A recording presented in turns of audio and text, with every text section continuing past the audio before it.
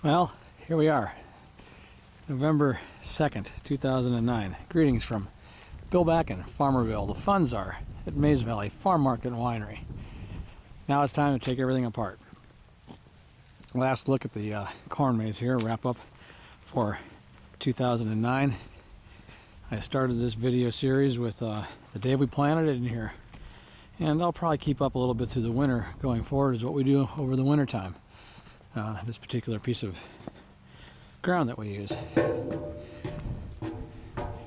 Had all kinds of video on here, from moving the stair steps in here, painting these stair steps.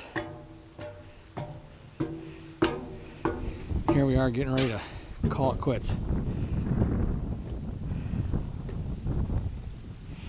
Now when you put the corn maze or you take it apart, it's kind of a bittersweet moment a little bit. I got the guys out there, Nate and Joe are busy pulling the tape out. Put a lot of time and effort, and last winter you put some creativity thinking about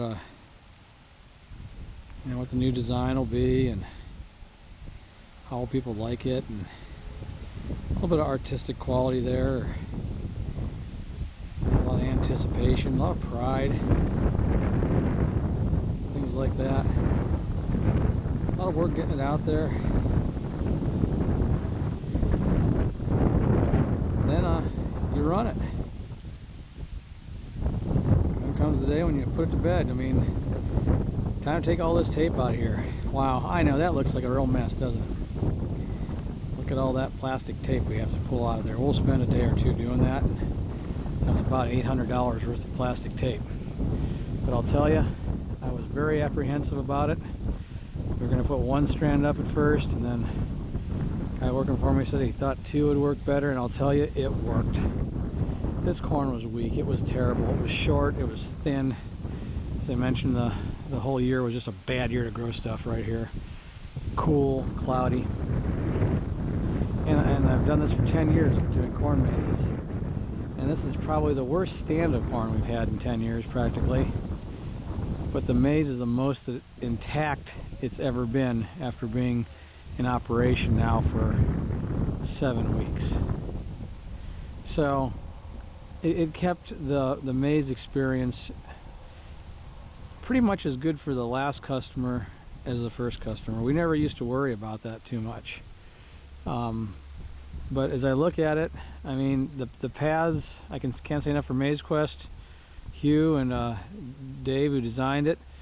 The paths are equally worn throughout the maze. You know, it used to be we'd always get these few paths and I would just, never see any traffic.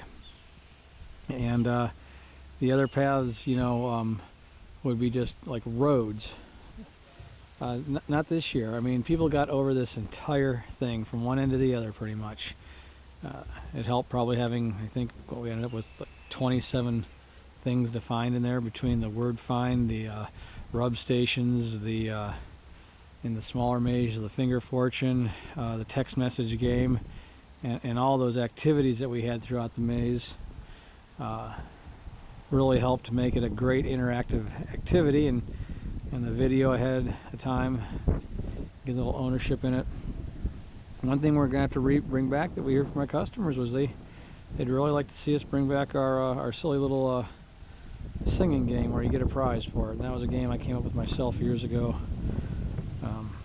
where the customer comes here and I have 4 verses to a song put together, and you sing it, and it's done to the tune of Green Acres, but it's Mays Valley is the place to be. And my whole ultimate goal there is to have them wake up at 2 a.m. singing that to themselves. But here we are, pulling tape.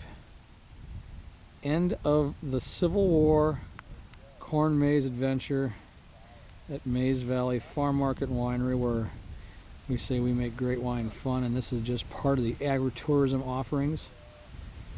Wagon rides, pumpkins, and so much more make Mays Valley the place to be. Farmerville, the funds are. Thanks for watching the maze this year. Stay in touch. Thank you for stopping by.